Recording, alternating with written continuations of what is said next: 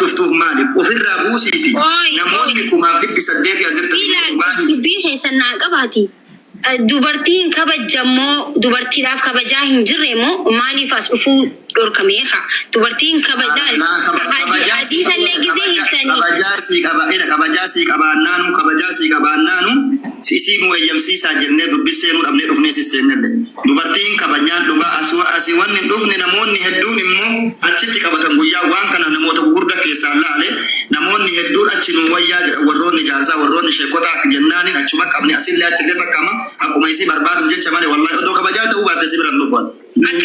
Dubbiin laalala akkasiin taaqa dubbatu wayyaami. Dubbiin miciyyoon tuni akka isiin dubbattis kun isiin as jirti midhaanii waan isiin dubbatteerra dhaabbadeen dubbadha. Silkii hatta saayibtittiin isii bilbiltee hatta hundi bilbilee silkii isaan jalaa kaasu. Because namni kuma sadii ture gizeessan. Maal jechuu barbaade dubbiin miidiyaarra geenyaanuma dhufan malee amma kana dura micoota na jalaa dubbataa hin jiru akka isin jirtu buloo keessa jirti si galee dubbii nama hundatti madhee saayibootatti madhee namni tokko na jalaa hin dubbannee jette isin miidiyaarra baanaani amma si galee miti.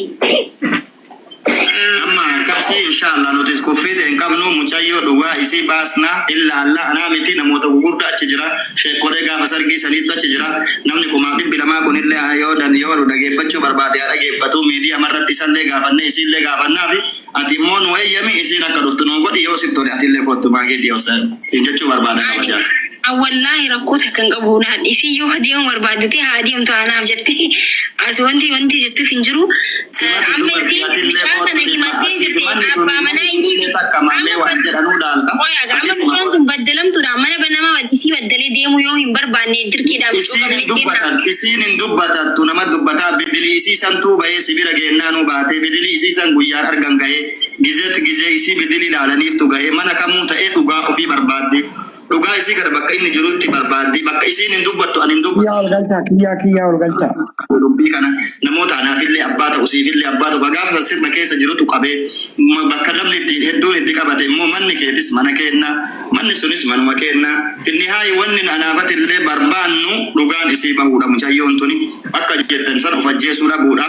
Kanaaf dhiifama guddaa wajjin yoo dandeette waliin koottu yoo dadhabde isii nu ergi waan kana laallee furmaatatti goonaa siin jechuu barbaade akka intalatti yaadetti. Bar mana namaa ani rakkoon qabu isiin haadheetu jala taa'ee isin dhaggeeffadha. Namni ilaalu. Atillee hima koottu koottu maanta.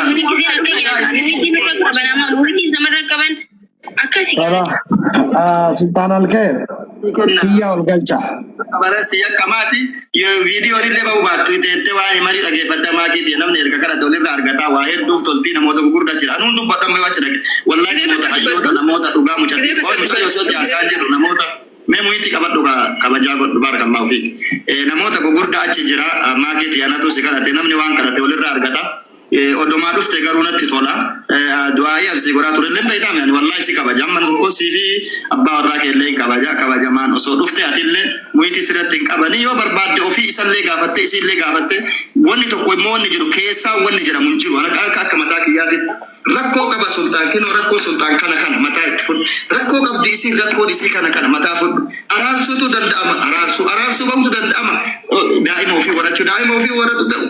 Isi fala godhu isi gadhiise magarin dhiifne kana hunda namoota gurguddaa gaafata dhiifama wajjin achillee namoonni nu eegutti jira maakiiti yoo domara nu cuftee dhuftee yookiin yoo goonu garuu sidir kunneen danda'an mee hima koottu du'aa illee sii goonaa furmaata waa mara rabbi si haa godhu.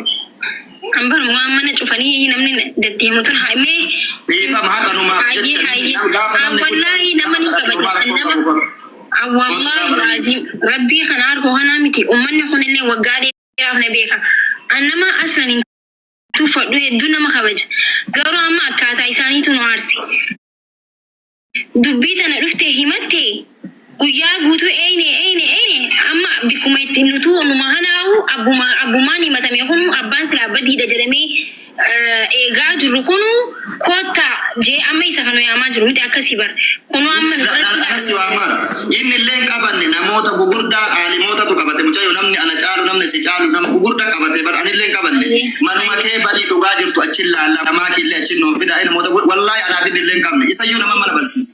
Hayyee rakkoon qabu hayyee. Rakkoo si argini amiin jedhu wallahi du'aa isii godhaa jalle wanni kun si jala dhufa waan ta'eef cufiitiin yoo barbaadde kinoo achi teettee waan Abbo kiyyaa ol hin galchitanis. Kiyyaa ol galchaa. Kiyyaa sagalii kana ol galchaa. Waan isiniin jedheef qabu. Jalqaba mana maakii kootu jenneeni dhufuu dide namni kun guyyaa guutuu nu tuffatee amma finnihaa ati obboleettii teetaan afur furmaata godhuu barbaada. Wanti anama kabajaafsi hojii haasaara badu achi dubbatta ati nihaay mana maakiitii miti wal ilaalamu namoota gugurdaa achirra jiru santu sii dubbata rakkoo isaallee fudhachiisanii ati finnihaa mana isaa hin naqaye mana maakiititti naa jalqabame mana maakiititti haa xumuramu maakiin mana keessa mana isaa hin deemti yoo ta'e haa ta'u ani deemee maakii waliigalle bari dhufatte hin naqaye ati bu'i maakii anin fidaa deemu ati bu'i dhagechi mana isaa immoo hin dhaqu maaliif mari'atamee wanti dubbiin afaan dibamee yaa akhi mari'atamuu baatee dhugaa barbaadnaa finnihaa namoonni bilbilamaa jiraati hayyimaa intannee mana murteessitan adeemnu reechi. Achuma deemna waa maal jennamee qoyga ammanaaf micoon ta miidhamte bar micoon tuni miidhaan isii miidhaa laafee miteer ilmo garaatti bar ilmoo baatii lamaa garatti qabatte miidhaa nama sanirra dhaabbatanii mooraa nama sanii ammallee miidhamtee fedhinnaa isaatiin deemti. Saniifuu si waamne miidhama sana afaanuma asitti dubbattuun achitti illee dubbadha sii kenna carraa situ geeggessaa yoo barbaade. Namni anaa mana niyyatti haa ta'u miti an rakkoo oduu hin qabu abboota anaasi abboota utullee qabee kasi abbaata ullee kana abbaata utullee qabee abboota keenya kana bira hin dhayna nama du'aayii sii godhu namoota atu irraa gammaddu waan marmana keetitti qabatee rabbi namni gurguddaan itti bahee namni takkaa miidiyaa irraan dhufne qabuun waan bareedaati namni achirra jiru sun nama takkaa miidiyaa anu waliin bahine kanamaatiin seenanii namoota gurguddaan argita wannummaan ati mana keetitti ka'e kun nama gurguddaa bira gahuun si waan guddaa hima kottu lareetii siin jedhu. Ayyee rakkoon qabu deemi lubbuun itti. Kottu atillee deemi miti atillee kotti sillee itti dhagahamaa dhima kottu maakiti. Iyo wallaa rakkoo as dhufanii dhiisanii ana jantumaa akkanaatu fedhu gan miciyyoon tu rakkoon isii furamuu qabdi. Situ laala yoo rakkoo wayii jiraate rakkoo kana jettee dubbattee akka dubartummaatitti mormattaati godhu. Deemu inni haa dhufu mana maakii jedhee baru maaliif nama dirqisiistanii mucayyoo amma maa nama dubbatta isiin haa dhuftu yoo isin itti dubbattee dhiyaate mana maakii barbaadde moo dhugaa obboleettii keetti barbaada. Dhugaa obboleettii biyyaa barbaada. Ayya kanas godhu bakka mana maakii mana isaatiin nuti illee dhugaa obboleettii teenya barbaadde waan ta'eef akka namatti qabatee baastee dhufti kottu achitti ilaallee dhugaa obboleettii teetii achitti mormatta situ irraa dubbata waan obboleettii taatu namoota guddaa nama anaasii abbaa tokko aalima nama aalibatu jiru nama kamaa abbaa namoota aalibatu dubbatee dubbii kana qabe kottuutii nama kabajeeti achi argameeti dhugaa obboleettii fi baasa.